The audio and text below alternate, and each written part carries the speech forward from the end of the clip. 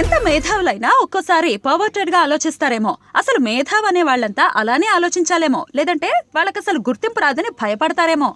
అమ్మ అమ్మ అమ్మ అంటూ ప్రతిసారి అలానే పిలవకూడదు, దీన్నమ్మ అని పిలిచినా తప్పులేదు అని అనుకుంటారేమో. ప్రస్తుతం పూరి జగన్నాథ్ ని చూస్తుంటే అలానే అనిపిస్తోంది. లోఫర్ ఇలా ఉందని చెప్పే ముందు మచ్చుకొక సీన్ వదలాలి అనిపిస్తోంది. బానిస శృంఖాల్లో ఉన్న ఓ ఇల్లాలు తొలిసారి భర్తని ఎదిరించి చంపదెబ్బ కొడుతుంది. దాంతో ఆ భర్త అహం దెబ్బతింటుంది. అప్పటికే తండ్రి ఇద్దరు కొడుకులు కలిసి మందు తాగుతూ ఉంటారు. దానికి తోడు ఈ చంపదెబ్బ. నీ అమ్మ నన్ను కొట్టింద్రా అంటూ కొడుకుల దగ్గర మొరపెట్టుకుంటాడు తండ్రి. నాన్న, నీ పెళ్ళాన్ని నేను చంపేయచ్చా అని అంటాడు ఓ కొడుకు. చంపేయని నాన్నగారి సలహా. దాంతో కత్తి పట్టుకుని అమ్మ వెంట పడతాడు ఓ తనయుడు. రెండో కొడుకు ఊరికే ఉంటాడా? కన్న తల్లిని అన్నయ్య చంపే విధానాన్ని చూస్తూ ఎంజాయ్ చేస్తూ ఉంటాడు. ఇది లోఫర్లోని ఓ ఆణిముత్యం.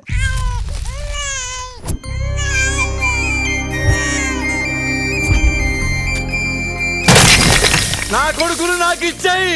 ఏం చేస్తావు తీసుకెళ్ళి? నీలా లోఫర్లా పెంచుతావా? అవును నాన్న, నిన్ను నాకంటే పెద్ద లోఫర్ని చేస్తా.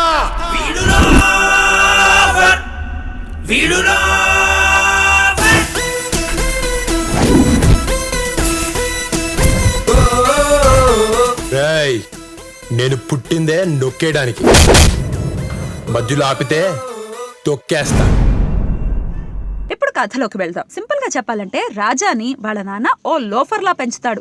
నీ తల్లి చనిపోయిందని నమ్మించి చిన్నప్పుడే తల్లిని దూరం చేస్తాడు. తన జీవితంలో ఎదురైన పారిజాతాన్ని చూసి ప్రేమలో పడిపోతాడు.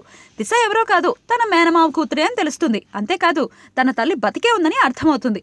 ఇటు ప్రాణానికి ప్రాణమైన తల్లికి, అటు ప్రేమించిన ప్రియురాలికి మళ్ళీ రాజా ఎలా దగ్గరయ్యాడనేదే లోఫర్ స్టోరీ.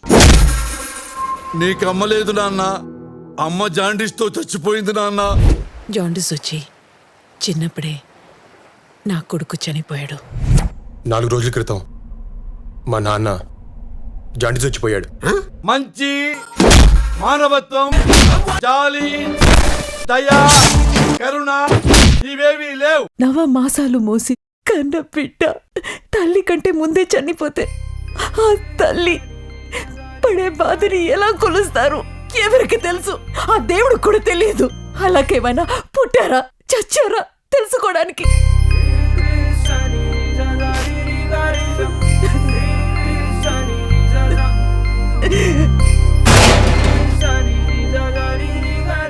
పూరి కథల గురించి పెద్దగా ఆలోచించడం అన్నది తెలిసిన విషయమే. ఈసారి దాని గురించి ఆలోచించి మళ్ళీ బుర్ర పాడు చేసుకోలేదు. రెగ్యులర్ ఫార్ములాను ఒకటి వేసుకుని దానికి మదర్ సెంటిమెంట్ ని జోడించాడంతే. అందుకే ఈ సినిమా చూసినంతసేపు పూరి గత చిత్రాలు ఒకదాని తర్వాత మరొకటి కళ్ల ముందుకి అలా అలా మెదులుతూ వెళ్ళిపోతూ ఉంటాయి. ఒకటే తేడా, హీరో హీరోయిన్లు మారారంతే. అవే ఫైట్లు, అవే సీన్లు, దాదాపు అవే డైలాగులు, కానీ చెప్పేవాళ్లు చేంజ్ అయ్యారు. రేవతి, పోసాని కృష్ణమురళి పాత్రలు పక్కన పెడితే మిగిలిన నసంతా భరించడం కష్టం. మధ్య మధ్యలో వరుణ్ తేజ్ నేను మాస్ పాత్రలకి రెడీ అయిపోయానోచ్ అంటూ గుర్తు చేసే ప్రయత్నం చేస్తూ ఉంటాడు.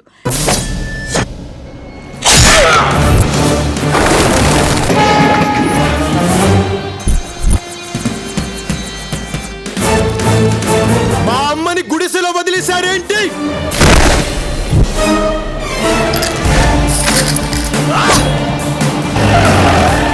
వదిలేశాడ్రా.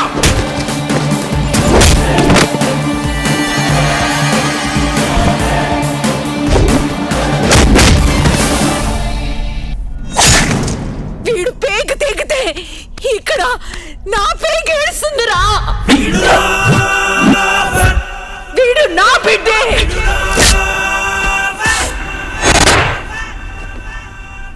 ఇంటర్వెల్ వరకు ఈ సినిమాని చచ్చి చెడి పోసాని పంచులపై ఆధారపడి లాక్కొచ్చేశాడు పూరి. ఆ తర్వాత ఏం చేయలేకపోయాడు. దాంతో కథంతా అక్కడక్కడే గింగిరాలు తిరుగుతూ ఉంటుంది. హీరో నేను నీ కొడుకుని అని తల్లి దగ్గర ఎందుకు చెప్పలేకపోయాడో అర్థం కాదు.